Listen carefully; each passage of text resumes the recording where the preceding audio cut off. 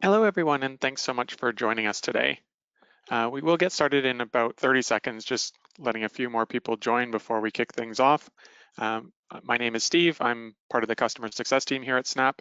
I'm also joined by Lee and Jen, and we're part of the team that's available to help you on an ongoing basis by phone, email, or screen sharing. So if you ever have questions about the software, please feel free to reach out and we'll be happy to help.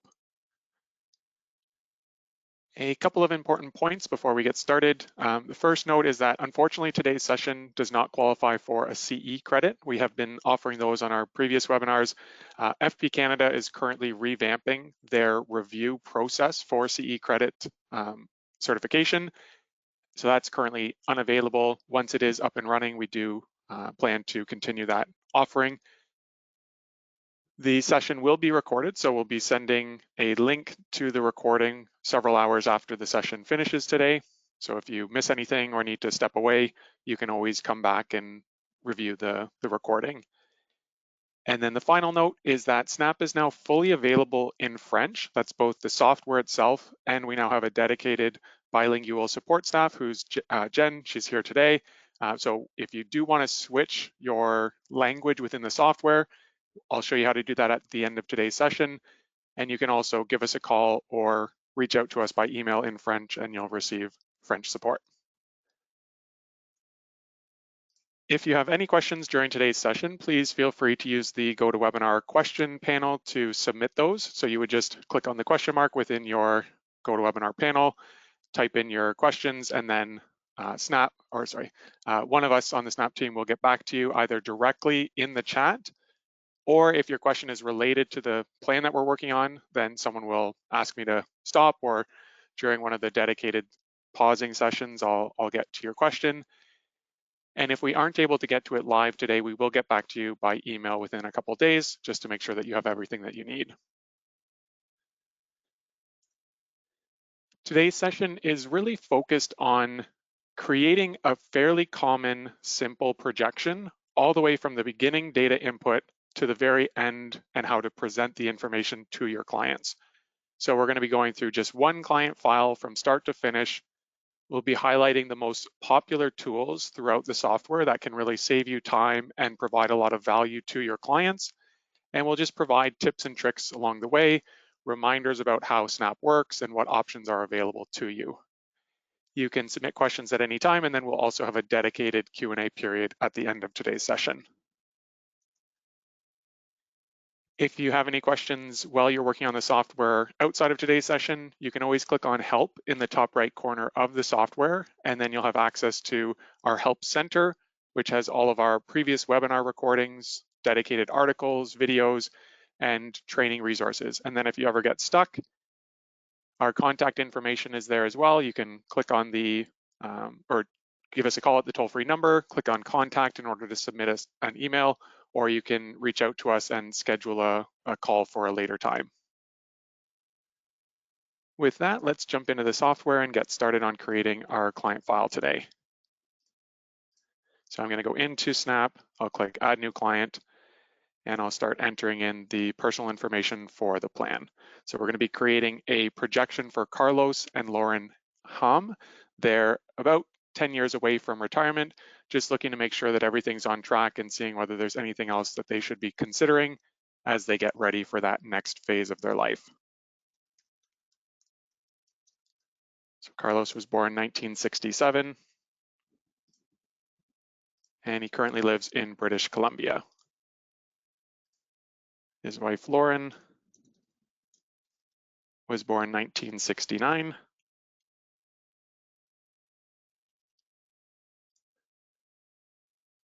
So we've now entered in the client data, and that really creates the shell for our projection. In the top left, you'll see that there are three main sections to the tool. There's the scenario setup. This is where we enter in all of the base plan data, things like the client's date of birth, their province of residence. Then we would proceed on to the general plan settings, expenses, incomes, and assets. Once we're done with all of the scenario setup data input, we then proceed to the planning pages where all of that information comes together to show our clients life on one page.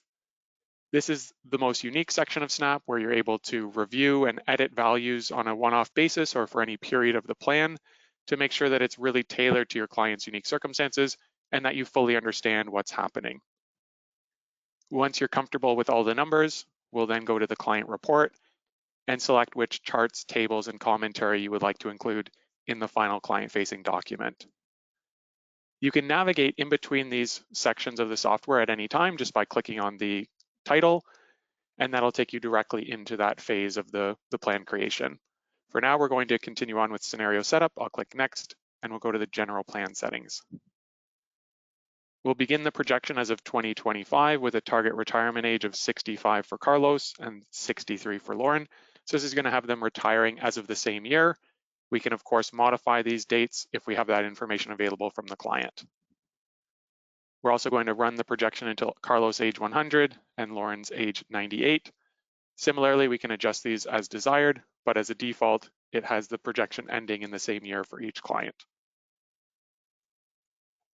FP Canada guideline assumptions are pre-populated in the software for the inflation rate assumption and the rates of return. Now you'll notice I've reduced the gross return figures that are pre-populated on an initial plan with my preferred net return figures.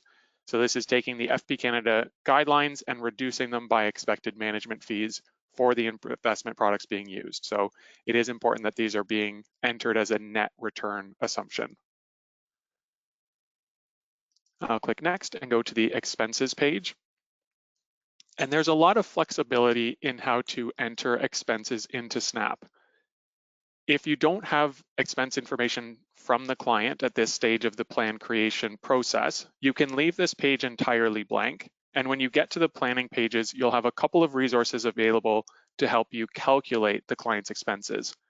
We'll go over what those numbers are when we get to the planning page, but you can leave this section blank if needed. If you do have budget information and assumptions about spending goals for the client, you can input that information here. So in this case, Carlos and Lauren are looking for $96,000 a year. This is in today's dollars, so today's purchasing power, and this is net of everything else modeled in the plan. So this is net of tax, net of debt payments, net of contributions, insurance premiums, anything else that is factored into the plan on other scenario setup pages or on the planning page is on top of this base expense figure. On top of the base expense, we can also layer more variable or one-off expenses that the client expects to incur. So in this case, they're looking for additional travel of $15,000 a year. We'll enter that as a joint expense, so it'll split it between the two of them for cash flow purposes. We'll inflate that at the general inflation rate, and we'll run that from age 65 until 74. We'll have that expense every year, and we're going to highlight that in the report so that it's itemized within the charts, and there's a legend item calling out what that cash flow is referring to. So we just want 15,000. We can add multiple additional expenses. So they're also looking to do a renovation for $100,000. They don't want to assume that that'll increase in value. That's their total budget for the renovation. And they're just going to do that for one single year in the year that Carlos turns 60. Again, we'll highlight that in the report.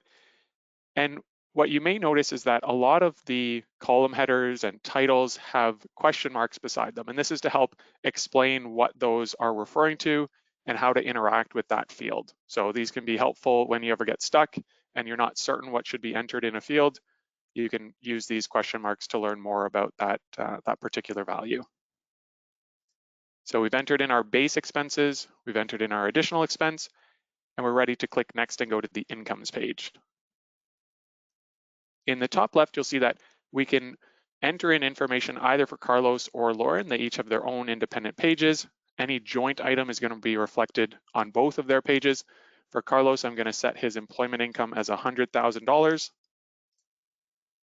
And we're going to remove the percentage from the indexing column in order to link it to the general inflation rate. So as a conservative assumption, Snap pre-populates incomes to be indexed at 0. You can remove the percentage value from the field and that's going to link it instead to the general inflation rate that we entered on the general settings page. We're entering this as employment income, so Snap will automatically deduct CPP and EI. It's going to tax it appropriately, track the RSP room, and it will run it from the beginning of the plan until the end of the year prior to retirement. A blank from age or to age just means that it's either going to start as of the first year or end as of the final year.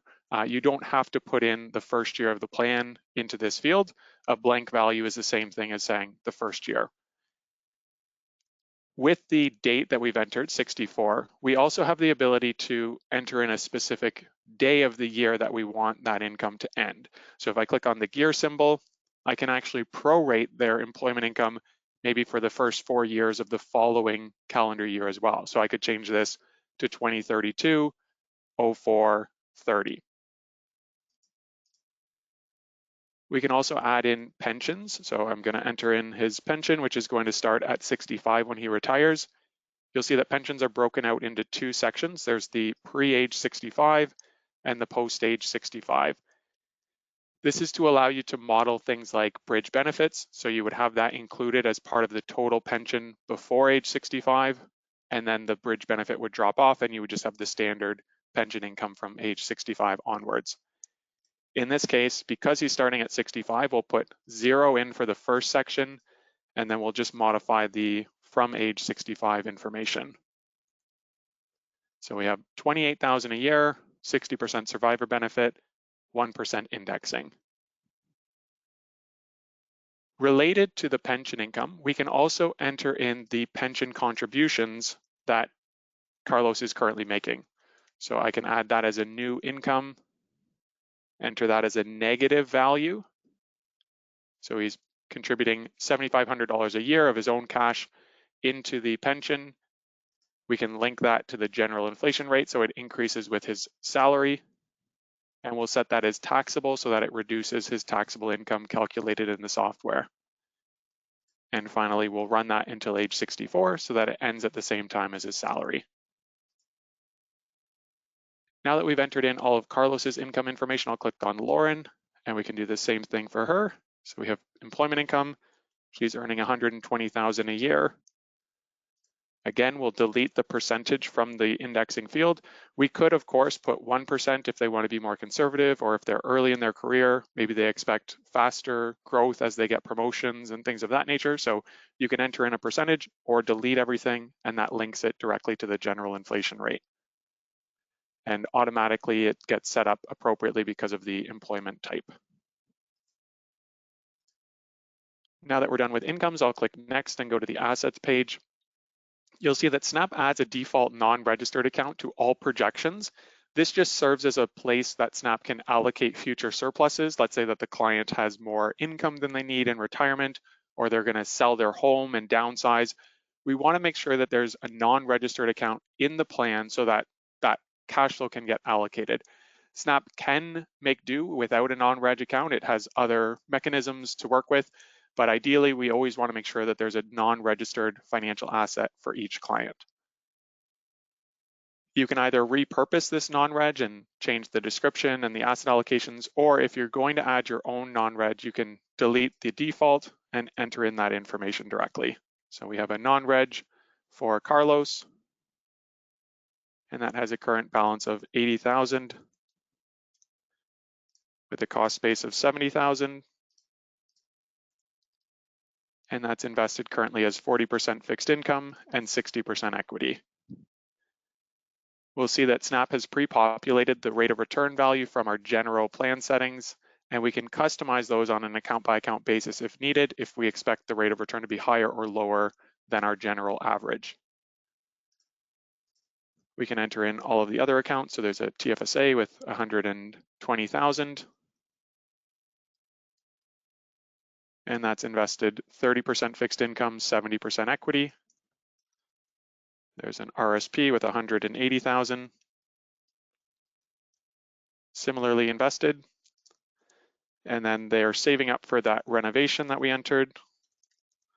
And so far they've saved $80,000 of their total 100K goal. And that's sitting 100% in cash, and that's a joint account. Now that we've entered in all of the financial assets, you'll see across the top of the table, there are tabs for each of the registered account types. So I can click on that and come in and customize additional settings as needed. And this is a very common theme throughout Snap. You can create a quick and simple projection with default conservative assumptions, or you can come in and refine those settings in order to tailor the plan to your client's unique circumstances and make things a bit more detailed. For the TFSA, we're going to leave the 7,000 current limit as they have no additional carry forward. For the RRSP for Carlos, he has 35,000 currently available in contribution room. He also has a $12,000 annual pension adjustment related to his defined benefit, so I can enter that here, and that's just going to help with the ongoing RSP calculation. That'll take care of the accounts for Carlos. We can scroll down to the real asset section and input his home, which has a current value of 750,000 and an original cost of 400,000. By default, that appreciates at the rate of inflation, and you can change that as needed. We can enter in future purchase age or sale age. That's going to allow us to model things like buying a first home, downsizing in retirement, selling an investment property. We can indicate that this is a joint home, and then whether there are capital gains taxes applicable to the sale.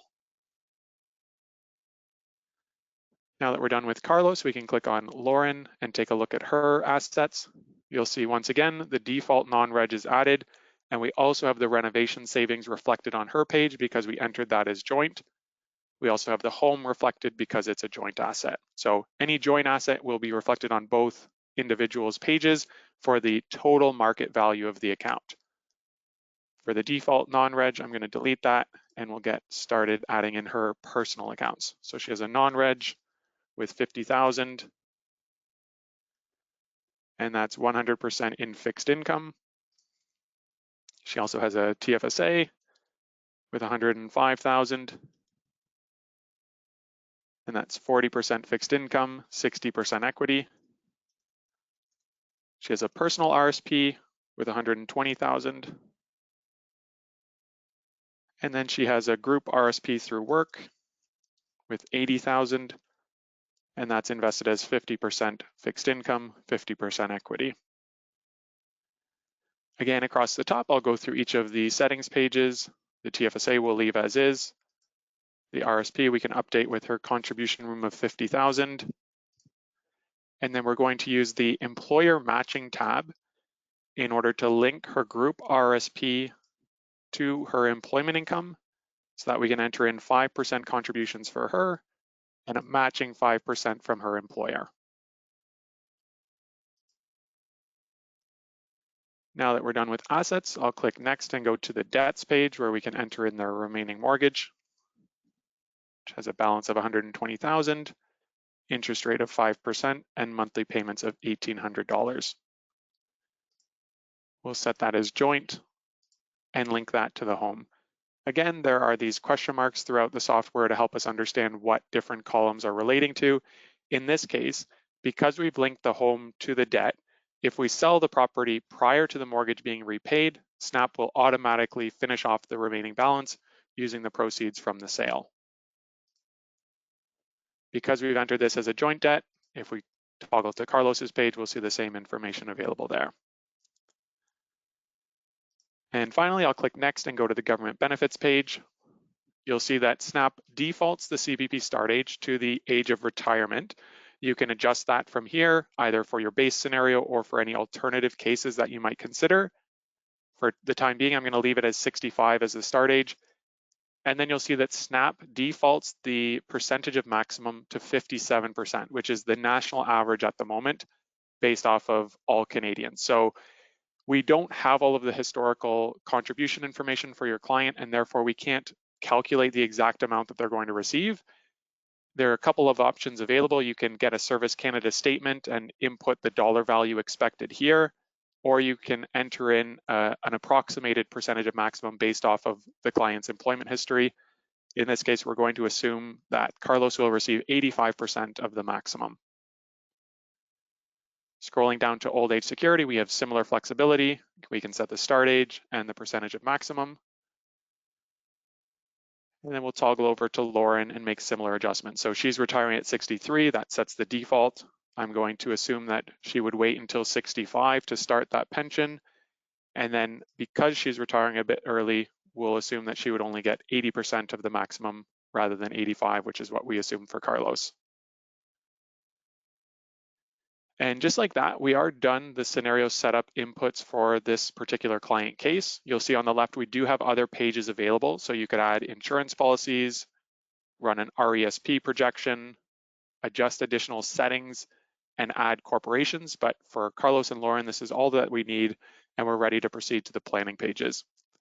Before we do, I'm just going to pause and see if there have been any questions come in related to this scenario setup for this client. Hi, Steve. Nothing related to anything that you've entered. So yeah, I think we can just move ahead. Awesome. All right.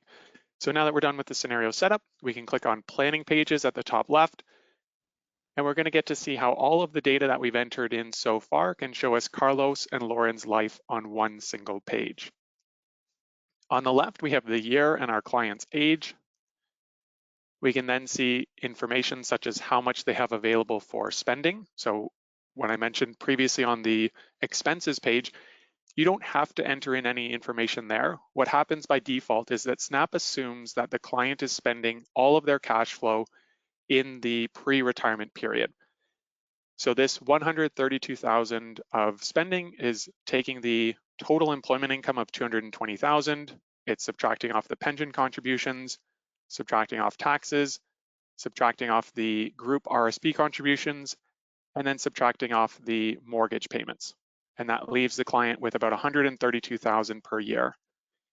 From here, we can enter in savings if they're making any annual contributions, and then we'll have an idea of how much the client's current lifestyle should be based off of all the data that we've entered. And this can give us a benchmark for how much they might need for spending in retirement as well. So let's go now into the individual pages where we can make any changes that we want to the client's assumed savings. So we have the combined planning page and then individual planning pages where we can make changes to things like contributions and withdrawals. So we'll start with Carlos. We'll scroll over to his financial assets, which we can see under the middle of the planning page. We have the account balances, the assumed rates of return, and the ability to contribute or withdraw in any year. For the TFSA, I'm going to enter $20,000, and I'm going to copy that down until age 64. What we'll see is once I run the scenario and try to make those contributions to the account, Snap is going to replace that value with the calculated maximum each year going forward. So Snap has guardrails in place to prevent you from over contributing to a registered account. I'm also going to make a contribution of $5,000 a year to the RRSP. And you'll see as I make changes on this page, the run scenario button turns from green to orange. It's waiting for me to be finished making all of my updates, and then I can click run scenario and it's going to recalculate everything for me. This just prevents Snap from constantly refreshing and changing the numbers on you as you're actively working. So now that I've clicked run scenario, it's green. I don't have to click it again. Everything's up to date. And you can see that my TFSA contributions have been corrected to the expected annual maximums. Now that we've made those contributions, we can see that the assumed spending for Carlos has been reduced. And so this is how much net he would have remaining based off of everything that we've entered. Now, a very important note is that for the period prior to retirement, when the cash flow management is set to turn on, we are responsible for any deposits or withdrawals that we want to show from a client's financial assets. So this additional expense of the renovation, the half for Carlos of 50,000, right now is not being funded through a withdrawal from the accounts. So it's just reducing how much they would have available for their other lifestyle needs. Instead, what we want to do is manually withdraw the balance needed for the renovation from their non-registered account. So I'm going to make 2 more years of contributions. So they're contributing 10,000 a year total. When we deal with joint assets and debts, the balance gets split between the spouses and we have to do each of their half separately. So I'm going to do half of the contributions, so 5,000 each, and then withdraw 50,000 in the year of the renovation. I'll click run, and then Snap's going to recalculate everything for me. So now we have 2 more years of contributions followed by a withdrawal. And we can see that the personal spending is now adjusted. The additional need for the renovation is being funded through the withdrawal, and that's leaving the employment income available to service the base expense. Now we can go to Lauren's page and make similar adjustments there. So I'll scroll to the right. She's currently maxing out her TFSA as well. We have the group RSP contributions reflected here based off of the percentage of her salary. So she's not currently making any personal RSP contributions. So we'll just make the renovation savings adjustments for her. And then we'll withdraw 50,000 in that year of the transaction.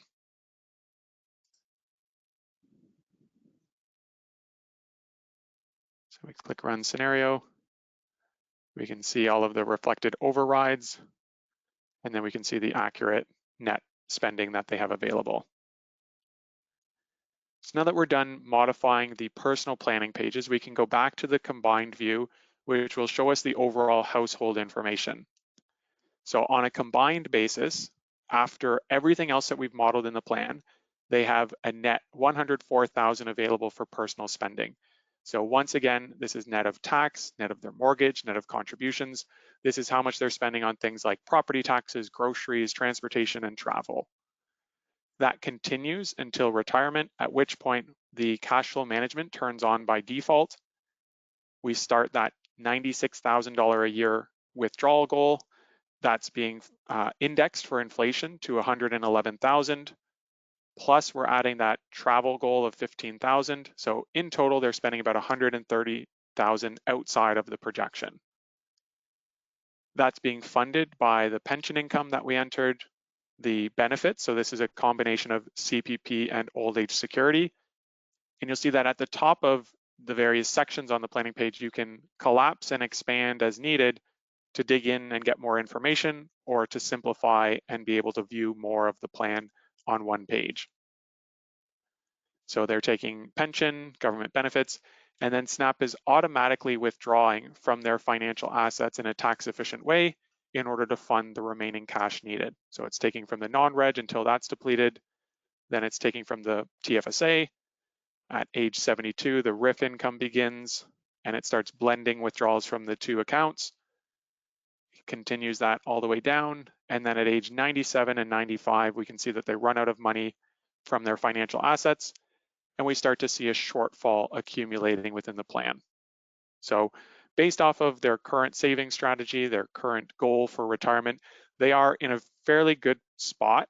They would start to run out of money towards the end of the plan, but we can get a sense of how far off track they are. So if we look at their total spending need of 220,000, we compare that to the shortfall of 73, it really means that they're only having to reduce their spending at that point by about 30%, which would kind of be a worst case scenario if they haven't made adjustments prior to this point.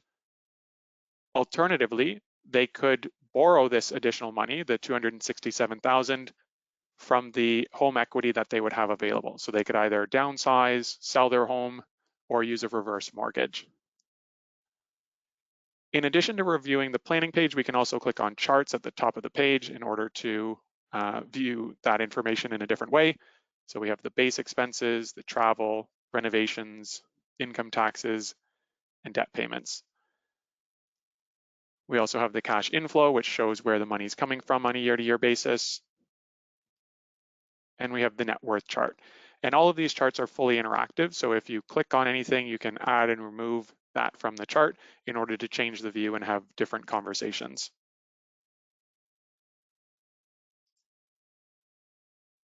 So now that we're done with the first projection, we have the ability to use the recommendations module within the planning page in order to provide Carlos and Lauren some options for what they can do going forward. So if they do Sorry. have, yep. Oh, yep. Before you continue on, I just wondered, we have had a few questions about some of the entries that you made, so I just wondered, we can maybe review a few things, if that would be okay. Okay, so first question was just about, can you just talk a little bit about that contribution for the defined benefit pension plan? and why we use that negative income and where that shows up on the planning page here? Yeah, so right now, if we look at Carlos, he has employment income of $100,000, but he's contributing 7,500 of it towards his defined benefit pension.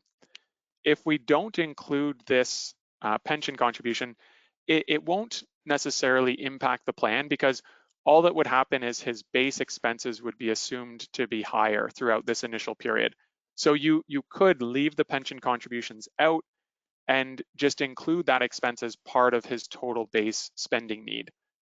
The reason that we add it is so that we can be as accurate and detailed as possible. So we're acknowledging that there are pension contributions, and that is going to reduce his taxable income, which will reduce his marginal rate accurately. And that can be important when you're making decisions about making RSP contributions or TFSA contributions. Having the knowledge that his taxable income is actually only about 90,000 is helpful when making those trade-off decisions. So we added the negative taxable income in order to remove that cash flow from Carlos's plan. It can't be used on other things, and it's also more accurately tracking the taxable income. Great. And then if they're going to be making an RSP contribution, we don't want to be doing anything under the negative incomes because we're going to use the contribution column for RSPs. Like any RSP Correct. contributions will automatically reduce the client's taxable income. Exactly. So the reason that we do this uniquely with the pension is because there is no pension account within the software to contribute into. The only way that the pension is reflected is in the form of the future income that will be provided. Whereas with the RRSP, we make that contribution directly in the financial asset section, and that's going to both remove the cash flow from the plan and adjust our taxable income. So if we look here, we can see that the registered withdrawals are accurately reflecting a reduction to the taxable income. And just on the timing of contributions and withdrawals, uh, assuming to be the start of the year or end of the year for those? Yeah, so as a conservative assumption, all contributions are made at the end of the calendar year, meaning that they don't receive any return in the year that they're made. On the reverse, any withdrawal is made at the beginning of the year, again, so that it's not earning a return prior to being withdrawn. So that's just the most conservative assumption that we can make, not knowing exactly when the transaction is going to occur. Terrific. And I guess just one last quick question, looking at the base expenses and comparing the real dollar to the nominal dollar. I think you had entered 96,000 was their desired base expense. Yep. In the future year, when that starts with the automatic cash flow management starting at retirement, that would be equal to 111,000, including Yes. inflation. Exactly. And so the nominal column is the actual amount of cash flow that Snap is calculating they'll need. So the real column is just purely a reference value. It's there to give you an indication of what the client's purchasing power would be in today's current world. So in retirement, in the first year, they will need 111,000 net in order to purchase what they can get today for 96,000. And that inflation adjustment continues all the way throughout retirement. So by the end of the plan, that 96K in today's world will cost them 229,000. And this is the amount that SNAP is funding. Terrific. And thanks so much for all your questions. There have been a lot, so we'll probably be getting back to some of them after the webinar in emails, if that's okay. Awesome. All right, so now that we're done with the base scenario for Carlos and Lauren, we can go into the recommendations. And this is one of the most popular tools in Snap because it can save you so much time and provide lots of options available in these sorts of cases where there's either an underfunded goal or an overfunded projection. So here we can see that they're underfunded by 267,000 as of the final year. Now they're still very well towards their goal. They're 97% funded of their total needs throughout retirement. And we can use these individual values to see how the client might be able to change their projection in order to avoid that shortfall. So if we click calculate under retirement age, it's going to figure out how much longer the client would need to work in order to avoid the shortfall. So in this case, just an additional year would be enough to save a bit more money and be able to spend $96,000 all the way throughout retirement. Similarly, we can calculate the sustainable spending. So this is how much they would have to reduce their $96,000 goal in order to avoid the shortfall projected. So they'd have to drop it by about $2,000 a year down to $94,000. If they do have some time before retirement and they have some cash flow that they're considering saving, we can calculate how much more they would need to save in order to avoid the shortfall that's being projected. So in this case, it's $10,000 total, which should net them about a $2,000 refund from the RSP. So really it's an impact of about $8,000 a year on their cash flow. And then finally, if a client is considering selling their business or their cottage or any lump sum transaction, we can see how much they would need today in order to fully fund their retirement goals. So here it would be $52,000 in order to avoid the shortfall. And then in the bottom left, we can click copy scenario before applying any of these recommendations. And then I can, for instance, click apply and run. And I'm now going to create a second scenario that has that sustainable spending in place. So now at the top, you can see we have base scenario, sustainable spending. It's created a second plan. I can switch back and forth by clicking on the menu button at the top and then clicking switch scenario. So now we have our two plans available. In the sustainable spending, my 96,000 has been replaced by 93,877, and that avoids the shortfall at the end of the plan. We can see that we use up the financial assets right as the final year. So now that we have two scenarios, we could choose to compare those scenarios to one another to help understand what the differences are and to give the client an overview of what's happening in each of the projections. So I'll go to the menu at the top, click Compare Scenario, select both plans, and then click Compare Selected Scenario. So we can see in our base scenario, we originally were 97% funded. In the sustainable, we moved that to 100%, and we achieved that by reducing their nominal average spending from 163,000 down to 159 per year. So in total, they're spending about $100,000 less throughout the plan. And we can see all these summarized in the difference column on the right. And what this has done is it's allowed us to avoid the debt that was accumulating in the first plan. And so our net estate in the sustainable scenario is about 267,000 higher. And we can customize what metrics are included in this table. So in the bottom left, you can click select metrics to show. You can check and uncheck any individual metric or any section. And then you can save those metrics for all new clients so that you have a custom summary table that you can use for comparison and for discussions with your clients.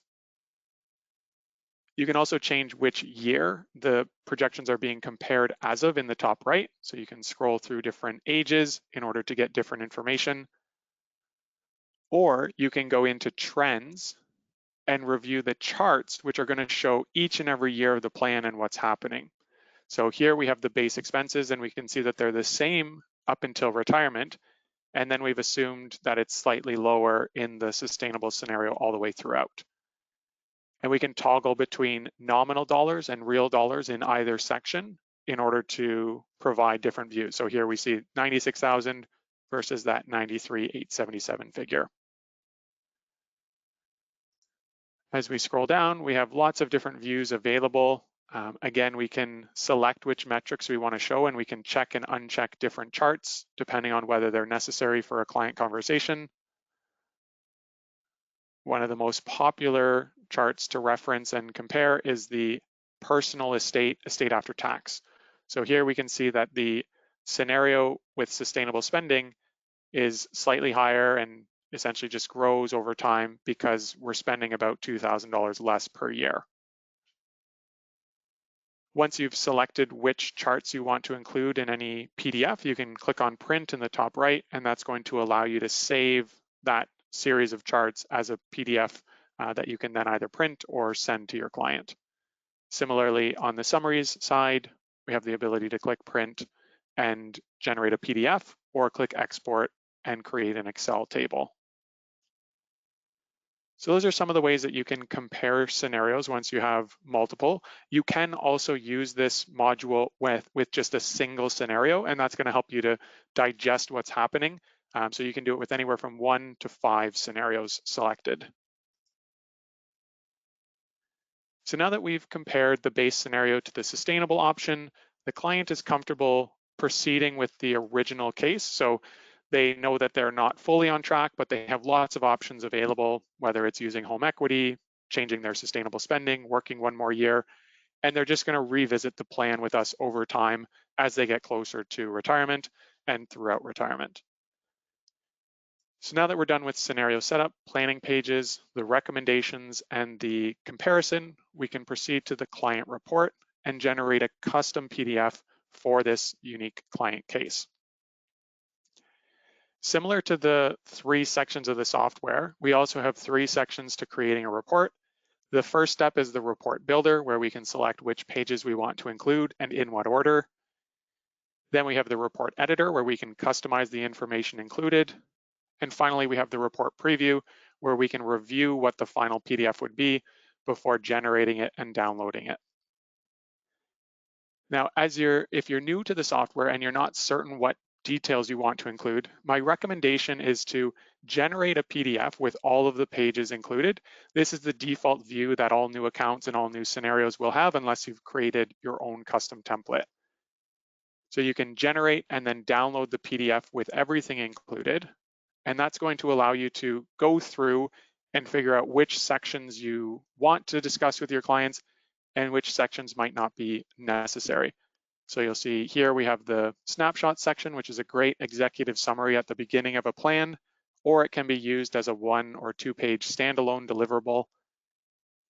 But you'll see things like the recommendation summary that has no additional text. So this is a page that provides you the option to enter in comments, but if you don't plan to, you might want to remove that from the report before you generate your final PDF.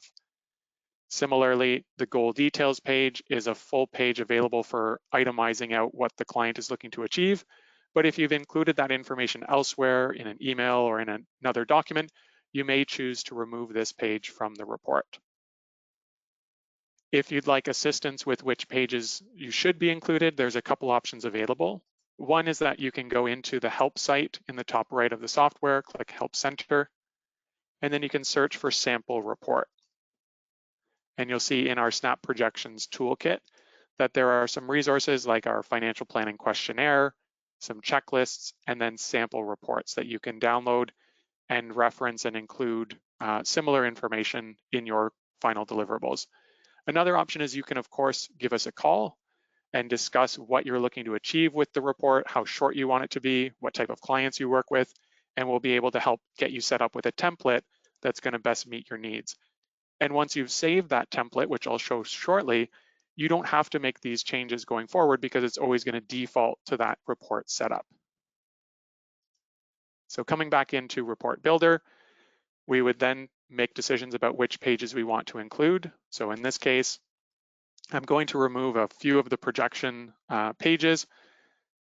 For the snapshots, which was that executive summary section, I'm going to remove the financial assets, and I can do that by just clicking on the page and then hitting delete on my keyboard, or I can click on a page such as expense summary and just drag it outside of the included pages section.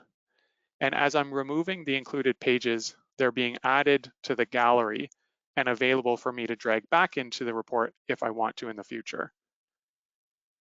So a couple more, I'm going to get rid of the estate summary from the snapshot, and I'm going to get rid of the recommendation summary. So that's leaving me with 6, which will just include one single page of snapshots. I'm also going to get rid of the goal details. I'm going to remove the cash inflow details.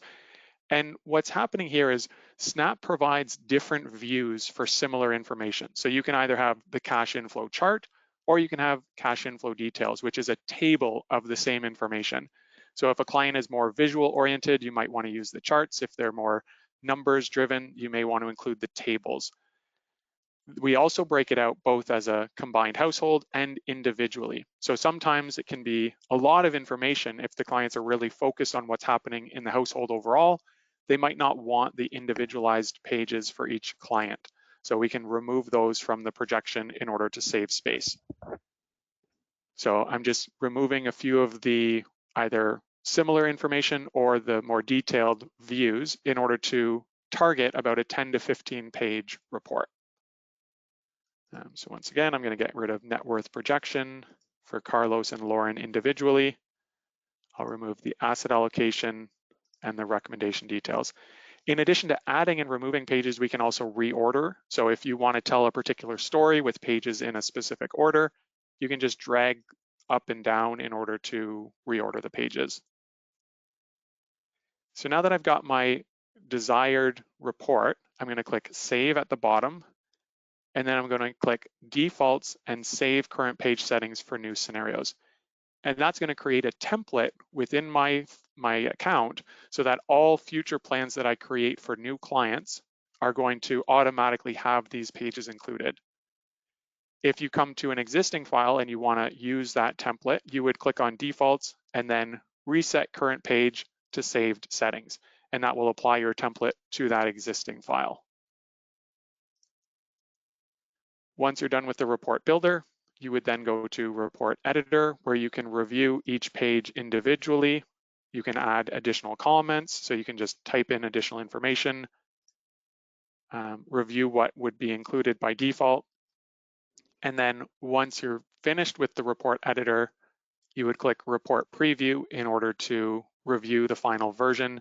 Make sure that you're comfortable with everything. So I've got my uploaded logo, I've selected my background, I've got a note to reader, and I can see this has resulted in about a 14-page report.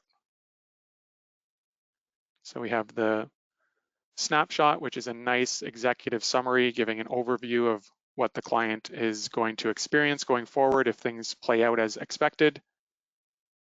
And then we have more detailed information that we can dive into in order to answer any questions that come up.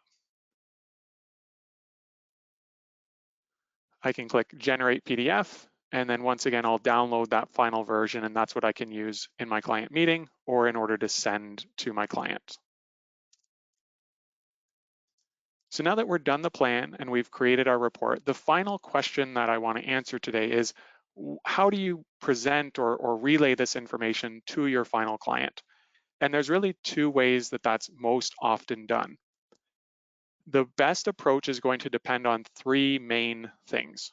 The first is, how complex is the plan?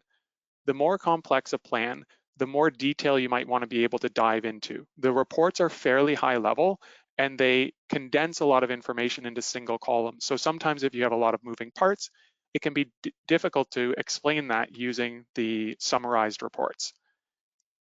The next thing is the client interest. How much detail do they want to see? How much time do they have available to discuss the plan?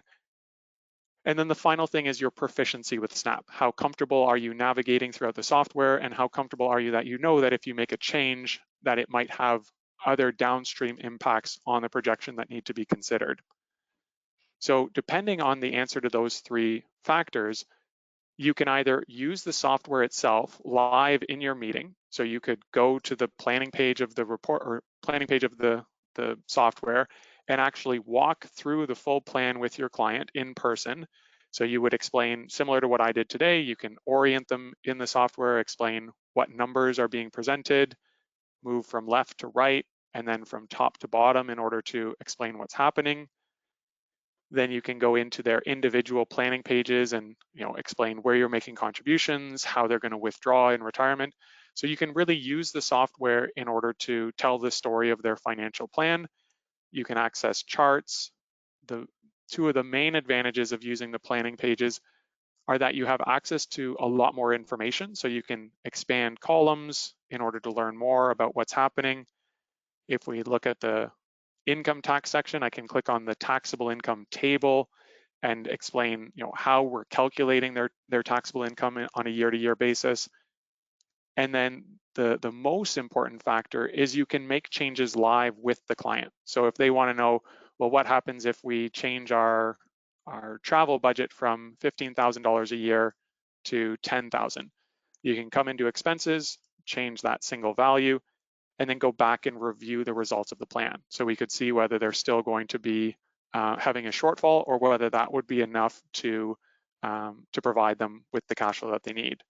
So now we can see the shortfall would happen just in the final year rather than starting at age 97.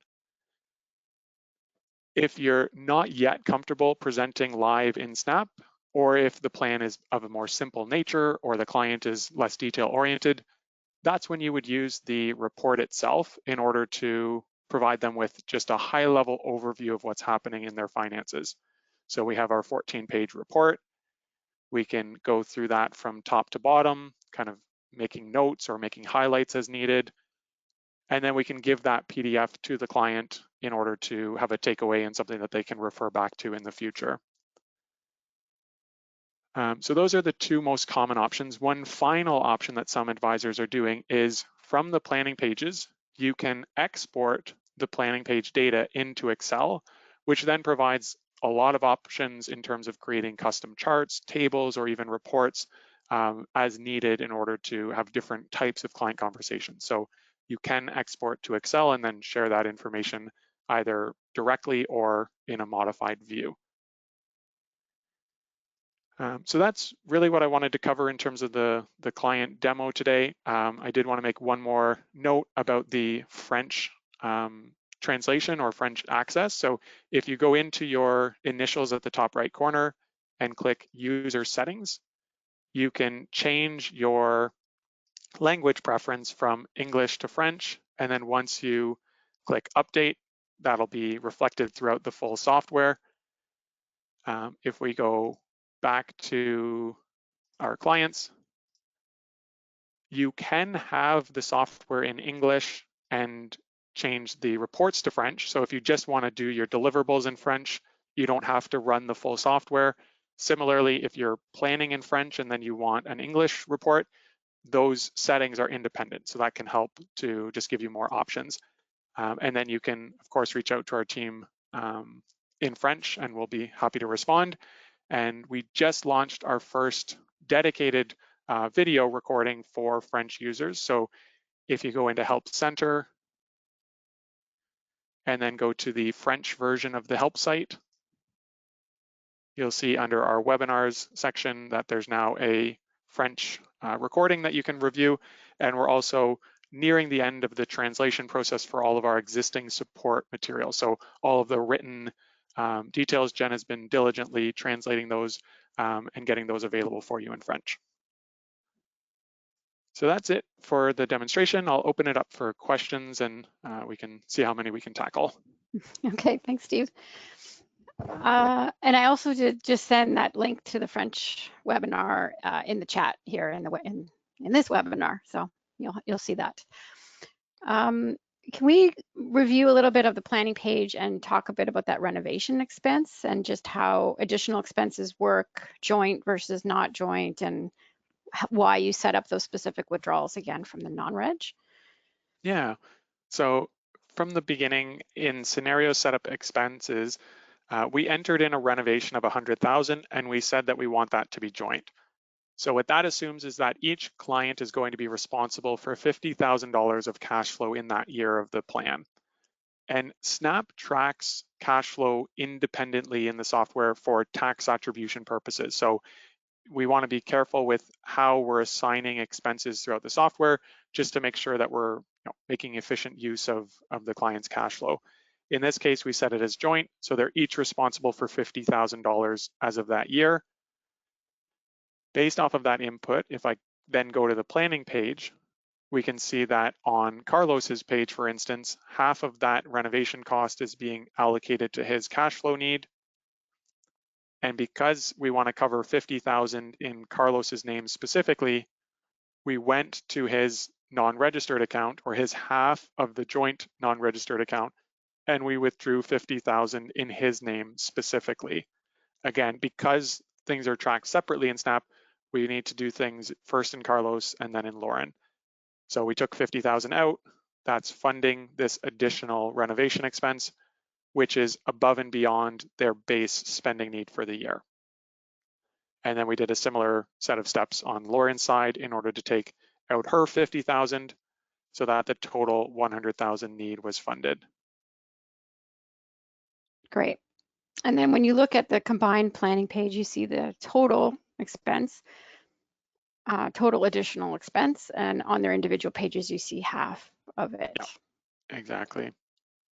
And I think you showed this, but you can expand that financial assets section on the combined page to see their individual accounts as well. So that's something that comes in handy sometimes when you want to look at everything at once. You're not able to edit those and edit any of the contributions or withdrawals from this combined page, but you can see them. Yeah. And we can also mouse or leave our mouse hovered over top of the title of the account. So here you'll see the RSP.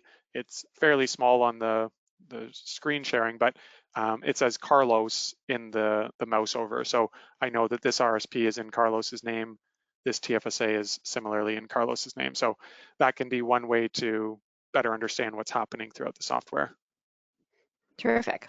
And the comparison that you showed us, the comparing scenarios, that either charts or tables, how do we print that? Yeah, so Or save from it as a PDF, I suppose. Yeah.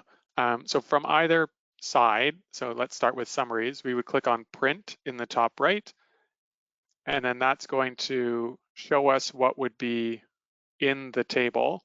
So for instance, now that I've seen that this is going to print out the corporate estate, because I don't have a corporation in this plan, I could remove that and then resave it and come back to this page. But once you're in the print section, you can just save as PDF and then click save at the bottom. So even though the label is print, you can print as a PDF and that's going to save it as a file on your computer rather than printing it. Similarly, in the trends, we would click the same button, which is print, and then we would save it as a PDF. Great. And it looks like we generated a couple more questions just about that renovation from our last discussion here. How would we model if it's not a 50-50 split between both spouses? Yep, great question. So what we can do is within expenses, we can either, if it's fully paid by one spouse or the other, then we can set it to no while we have their name selected. So if it's going to be paid fully by Carlos, I can say no to joint, and now Carlos is going to have 100K and Lauren is going to have 0. Alternatively, if it's going to be like a 75-25, we can enter it as 2 separate expenses. So Lauren's renovation cost, 25,000. And that would be joint no, inflation 0. And then we would have the age 58 for Lauren because she's 2 years younger. And then we could change Carlos's to 75,000 as an example. Another option is you can actually copy from one spouse to another to save a bit of time. So you could enter in Carlos's half of the renovation or share of the renovation here, and then you would click the green button in the actions column, and that's going to copy it over to Lauren, and then we would just adjust the dollar value for her share, so 25,000. But that's how we would split a non 50-50 scenario.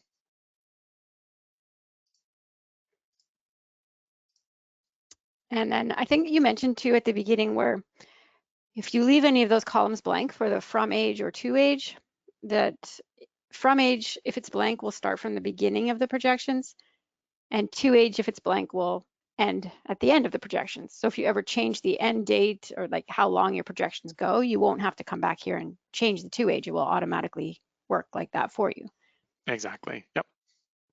And I think one other thing we could mention is for the assets under the actions table that you can also rearrange your assets. If you've never noticed that, there's the gray arrow that you could move the assets up in the list, and this way maybe you want to have the same order of assets for both spouses or keep all the RSPs together or something like that. And then you would just save the order, and now it's adjusted for you on the planning page in this order that you've saved.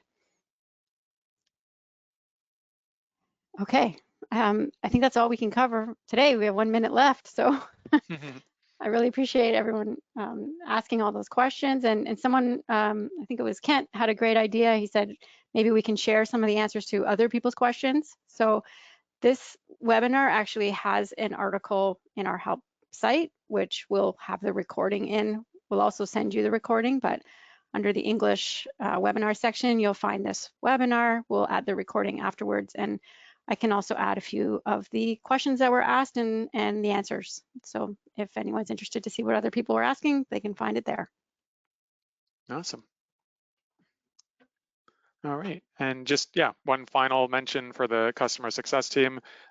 We really do value interacting with our users, whether it's questions about how to use the software or feedback on what is and is not working for you. Please reach out to us.